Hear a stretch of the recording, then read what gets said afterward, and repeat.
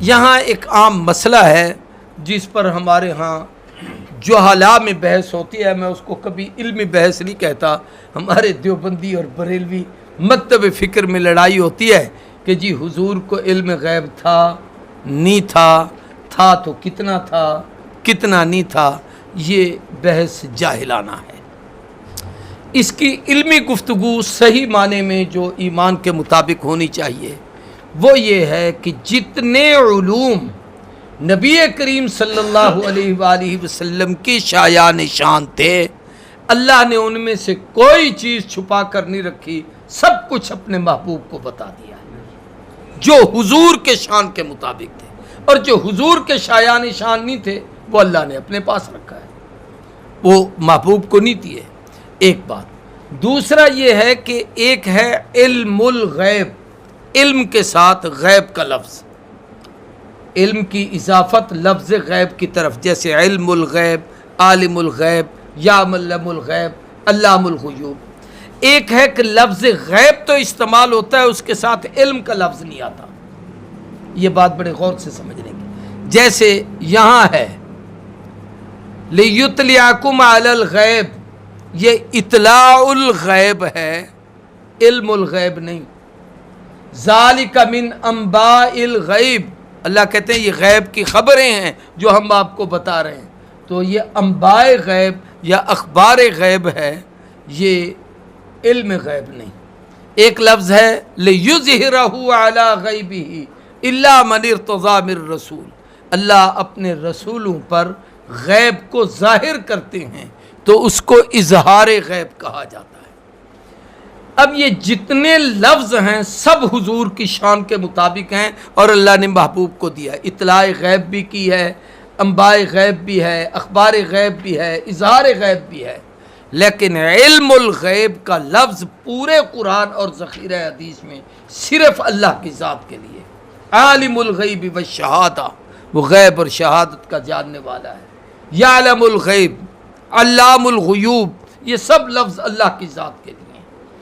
تو اس لیے اس بحث میں پڑھنا نہیں چاہیے. یہ کہنا چاہیے کہ جو غیب کی چیزوں کا علم نبی کے شایان شان تھا اللہ نے سب حضور کو دیا ہے, اس میں رب نے اپنے پاس کوئی ایسی چیز نہیں کہ جو نبوت کی ضرورت ہو, انسانیت اور امت کی ضرورت ہو اور اللہ نے حضور کو نہ دی ہو, ایسی بات نہیں ہے. باقی کتنا دیا ہے اس کے لیے کوئی ترازو کسی کے پاس نہیں کہ کوئی جاہل بیٹھ کر تولے اتنا تھا اتنا نہیں تھا. ساری کائنات سے زیادہ تھا اور ایک رب سے کم ہے, باقی سب سے بڑھ کر ہے. حضرت مولانا یہ بھیرے کے ایک بہت بڑے عالم اور بزرگ گزرے, پیر کرم شاہ صاحب, بڑے عظیم آدمی تھے. یہ جسٹس بھی رہے ہیں اسلامی شرعی وفاقی عدالت کے. ان کی تفسیر ہے ضیاء القرآن.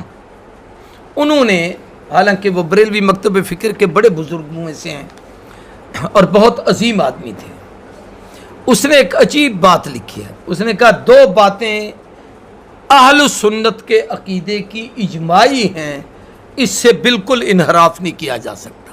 ایک تو یہ ہے کہ اللہ کا علم علم کلی ہے کہ کل چیزوں کا کل علم صرف اللہ کو ہے. باقی مخلوق میں سے جس کو جتنا علم ہے وہ رب کے کل کا جز ہے. آپس میں ایک دوسرے کے مقابلے میں تو کل ہو سکتا ہے, لیکن رب کے علم کے مقابلے میں وہ جزئی ہے, کل نہیں ہے. تو حضور کا علم جزئی ہوا, کلی نہ ہوا کہ اللہ کے علم کے مقابلے. اور دوسری بات یہ ہے کہ جتنا علم ہے وہ حضور کا عطا ہے, ذاتی علم اللہ کا اپنا ہے. کوئی چیز کہاں ہے دنیا کے اندر یا زمین کی ساتوں زمینوں کے آسمان کے تہہ کے نیچے, جیسے حدیث میں آتا ہے کالا پہاڑ ہو, کالی رات ہو, کالی غار ہو, اس کی تہہ میں کالے رنگ کی چیمٹی چل رہی ہو تو اس کے چلنے کی آہٹ کو اللہ دیکھتے بھی ہیں اور اس کی چلنے کی آہٹ کو اس کے اپنی قدرت کے کانوں سے سنتے ہیں, قدرت کی آنکھوں سے دیکھتے ہیں. اب یہ علم وہ اللہ کا ہے, مخلوق پہ کسی کا نہیں ہے. تو انہوں نے کہا کہ اللہ کا علم ذاتی ہے, اللہ جس کو دے دے وہ عطا ہوگی, ذاتی نہیں ہوگا. دوسرا یہ ہے کہ اللہ کا علم کلی ہے، مخلوق میں جس کے پاس جو علم ہے وہ اس کل کا جز ہے، کلی علم کسی کے پاس نہیں۔ اس کو بہت آسان سمجھاتا ہوں، میں جتنی بھی آپ کو قرآن کی تفسیر سمجھا دوں تو آپ کے پاس میرے سارے علم کا کل نہیں آئے گا، کچھ بتاتا ہوں نا، ورنہ تو مفسرین نے ایک ایک آیت پر پتہ نہیں کتنے کتنے صفحے نہیں کئی جلدیں لکھ دی، تو ہم تو تھوڑی سی دیر میں آدھے گھنٹے میں ایک رکوع پڑھ لیتے ہیں، لیکن آپ یہ سمجھ کے جاتے ہیں کہ یار بڑی چیزیں آج سمجھی ہیں جو پہلے کبھی نہیں سنی، آج سنی ہیں۔ تو آپ کے پاس یہ کل نہیں آیا، میرے علم کا جز ہے، اور جو میرے پاس ہے جن سے میں نے پڑھا ہے وہ ان کا جز ہے، ان کا کل علم میرے پاس نہیں۔ انہوں نے پھر جس سے پڑھا ہے ان کے پاس اپنے استادوں کا جز ہے، کل نہیں ہے۔ ایسے چلتے جاؤ چلتے جاؤ چلتے جاؤ، ساری کائنات میں سب سے مخلوق کے اندر زیادہ علم اللہ نے جناب نبی کریم صلی اللہ علیہ وسلم کو دیا۔ حضور کا علم سمندر بے کنار ہے، مخلوق کا علم اللہ کے علم کے مقابلے میں، ایک حضور کے علم کے مقابلے میں ایک قطرہ بھی نہیں۔ اب موازنہ کرو اللہ اور نبی کا کہ وہ خالق ہے، آقا مخلوق ہیں، وہ مالک ہے، یہ مملوک ہیں، وہ داتا ہے، یہ منگتے ہیں، وہ دیتا ہے، یہ لیتے ہیں۔ ان کا جو علم ہے اس کا جتنا محبوب کو دیا ہے، محبوب کا علم مخلوق کے علم کے مقابلے میں تو کل ہے، لیکن اللہ کے علم کے مقابلے میں جز ہے۔